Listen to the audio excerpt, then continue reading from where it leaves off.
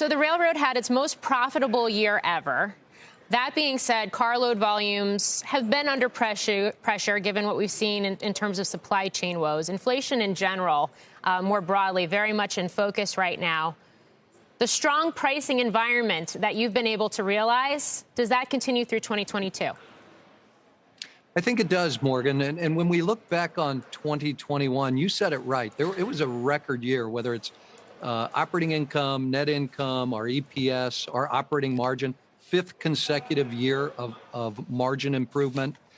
But as we look into 2022, one of the three main pillars of that operating margin improvement, which is price, it looks like it's going to continue, at least in the first half of the year. It's a really good pricing environment against some really tight truck capacity. So what is the read-through there in terms of supply chain issues and transportation bottlenecks that we've been talking about so often for so long now in the midst of this pandemic? Are you starting to see, for example, an easing at the West Coast ports where your trains operate? How long does that process take to normalize? Yeah, Morgan, so there's still a need to put more truck drivers in seats and to make sure that warehouses and transfer facilities have enough labor. When you look at the West Coast ports, that's still a lot about transoceanic shippers wanting their international box to get back to Asia as quickly as possible and not allowing that box to go inland with the load. That means it's not on the UP Railroad as it goes inland quite to the same extent it would be normally. So that's why in the fourth quarter and really in the second half of last year, our international intermodal business was down year over year, even though port volumes were at record levels and U.S. consumers were buying a lot of imports. We look at 2022 and see that that is starting to change, starting to go back to normal. I think it's going to take a while before it gets back to normal. You mentioned truck rates, which we've just seen skyrocket. And of course, when those go up, when things like fuel prices go up, it means railroads become that much more competitive against the truckers. How much business are you able to pull off of roads right now? And I guess how is that dynamic in general evolving, especially given the fact that you did just strike this deal with Schneider for intermodal service? Yeah, our domestic intermodal business is quite healthy. And as you point out, it's a good environment to compete with trucks.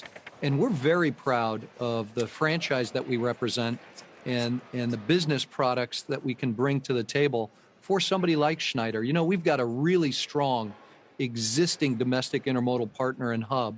We've just recently onboarded Knight Swift starting this year, and we'll onboard Schneider next year. That's a hell of a strong stable to compete and bring more trucks off the highway onto the railroad as we look forward. It's a really exciting environment for us. Hey, Lance, I don't think we've had a chance to talk to you since that video of rail theft got a lot of attention. Is that reflective at all of what's actually going on the ground? And if it is, who's responsible for trying to remedy that? Yeah, Carl, to a degree it is. You know, the issue is a handful of years ago, theft out of an intermodal box was a nuisance. Happened every once in a while, wasn't organized. Today, over the course of about the last year and a half, that theft has become very well organized. We have a concentrated issue in the LA basin, specifically near our LATC and East LA ramps, but also in the city of Industry. And we've got our arms around it. We've maxed out putting more of our own police force on the ground. We're cooperating with the LAPD. They're helping. We've got cleanup forces. What you saw in that video is largely cleaned up at this point. We're working with the governor's office. They have an event today on property to show their support.